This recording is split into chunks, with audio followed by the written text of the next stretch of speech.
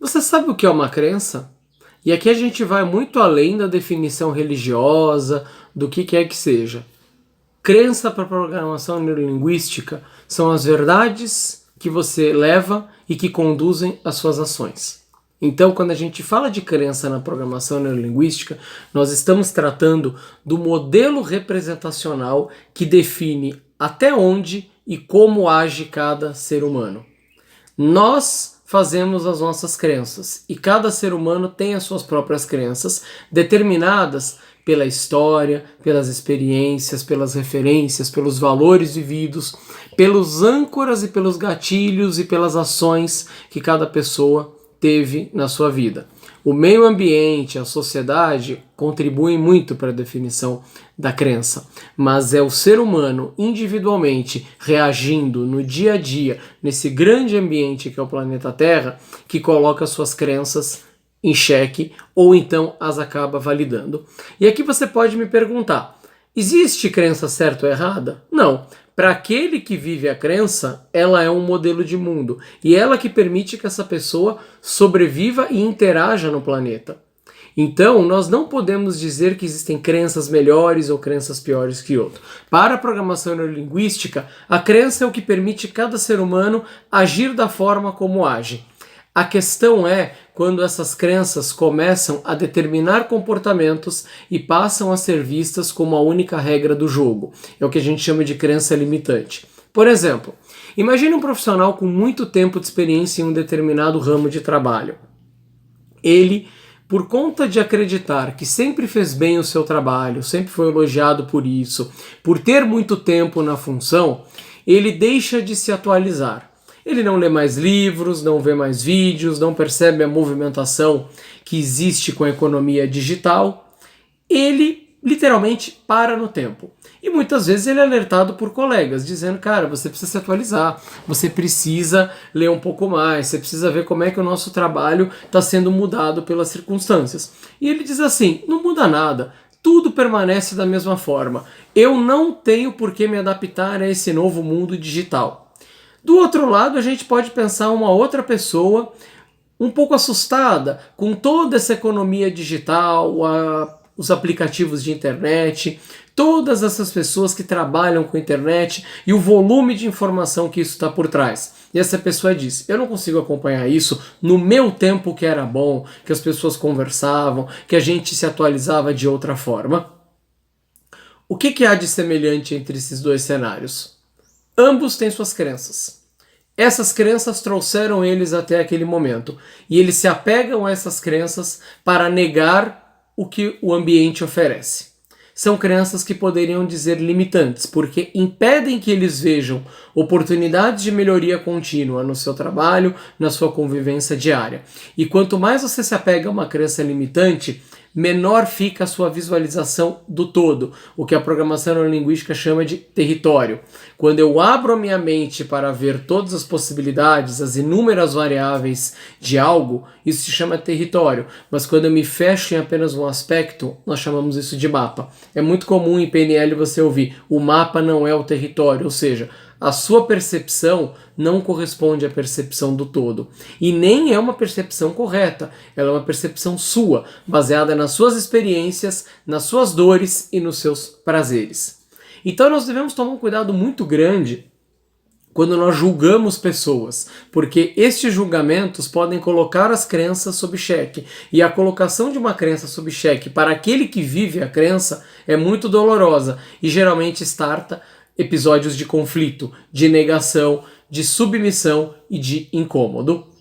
Como é que a gente então trabalha as crenças, Belato? Como é que eu posso fazer alguém pensar sobre as suas crenças? Levando-a a refletir.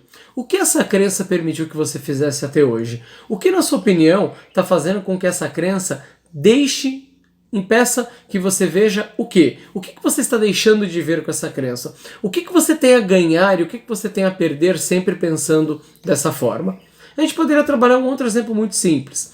Pessoas que acreditam que não vale a pena ir à academia porque já tiveram experiências anteriores e que não adianta, elas não perdem peso com exercício.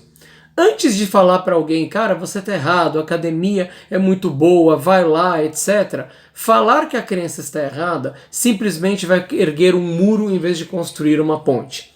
Como é que a gente poderia fazer então? Com uma técnica de PNL que também a gente vai se aprofundar em outros vídeos. Metamodelagem. Da seguinte forma, cara, mas quando você foi à academia, o que não deu certo? O que foi que aconteceu? E a pessoa vai falar e vai expor os motivos dela. Tá, mas será que você é capaz de lembrar algum aspecto na academia em que você tenha se sentido feliz? Pô, eu me lembro. Eu me lembro quando eu corria sozinho na esteira, 6 horas da manhã, não tinha ninguém me olhando. Ali eu ia bem e eu saía feliz. Ah, então quer dizer que assim, o seu problema talvez não seja a academia, seja porque talvez você não queira ser visto pelos outros. Mas se você pegasse um horário mais tarde, ou se você tivesse uma esteira na sua casa, será que você não perderia peso? Pô, poderia ser. Então veja que você leva ele a pensar a crença de uma outra forma.